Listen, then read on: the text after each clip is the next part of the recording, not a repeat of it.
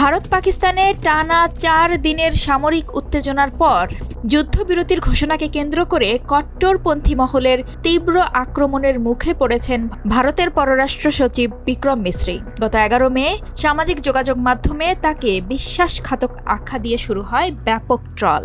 ব্যক্তিগত ছবি ও তথ্য ছড়িয়ে পড়লে নিজের এক্স অ্যাকাউন্ট লক করে দিতে বাধ্য হন তিনি। ১১ মে বিকেলে পররাষ্ট্র মন্ত্রণালয়ের পক্ষ থেকে বিক্রম মিসরি আনুষ্ঠানিকভাবে যুদ্ধবিরতির ঘোষণা দেন। তিনি বলেন, ভারত ও পাকিস্তানের মধ্যে যুদ্ধবিরতিতে সম্মত হয়েছে উভয় দেশ।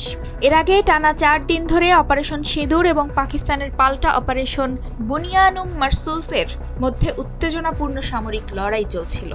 এই সংঘাতের অবসান ঘটাতে মধ্যস্থতাকারী হিসেবে ছিল যুক্তরাষ্ট্র।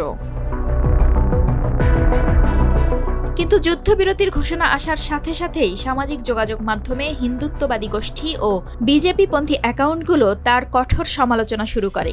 অনেকেই মিসরিকে সরাসরি বিশ্বাসঘাতক বলে আক্রমণ করেন। কারো মতে ভারত যুদ্ধবিরতির মাধ্যমে পাকিস্তানের কাছে মাথা নত করেছে এবং এর জন্য মিসরিই দায়ী বলে অভিযোগ করে।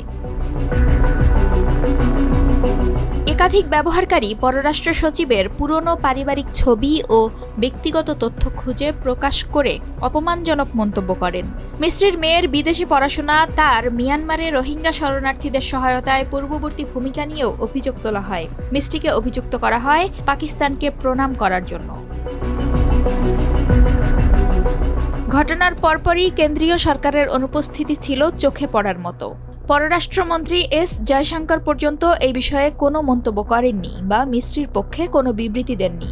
অথচ এর আগে ভারতীয় সংবাদ মাধ্যম দ্য ওয়ারের প্রতিবেদনে বলা হয়েছিল, যুদ্ধ চলাকালীন বিজেপি এবং কট্টরপন্থী অ্যাকাউন্টগুলোর অতিরঞ্জিত বক্তব্যের বিপরীতে বিক্রম মিসরি সরকারের পক্ষ থেকে সংযত ও দায়িত্বশীল ভাষায় প্রতিক্রিয়া জানিয়েছেন।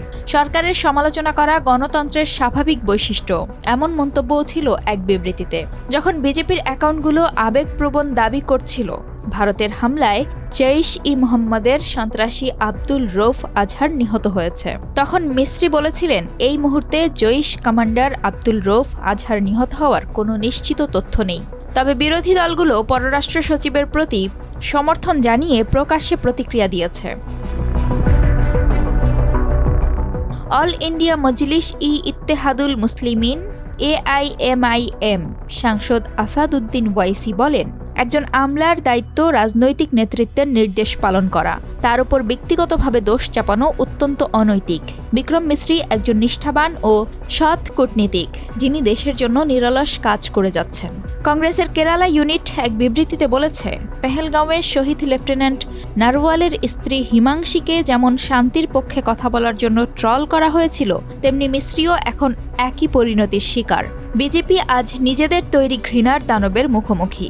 পিপলস ডেমোক্রেটিক পার্টির মুখপাত্র মোহিত ভান বলেন, মিসরির ওপর এই আক্রমণ প্রমাণ করে আজকের ভারতে ঘৃণাকে জাতীয়তাবাদের মুখোশ পরানো হচ্ছে। এটাই আমাদের সময়ের সবচেয়ে বড় মিথ্যা। বিশ্লেষকদের মতে যুদ্ধবিরতির সিদ্ধান্ত কখনোই একজন আমলার একক সিদ্ধান্ত নয়। এটি একটি যৌথ কূটনৈতিক ও রাজনৈতিক প্রচেষ্টার ফল। অথচ একজন পেশাদার কূটনীতিককে বিশ্বাসঘাতক আখ্যা দিয়ে ব্যক্তিগতভাবে আক্রমণ করা ভারতীয় গণতন্ত্রে নতুন উদ্বেগের সৃষ্টি করেছে।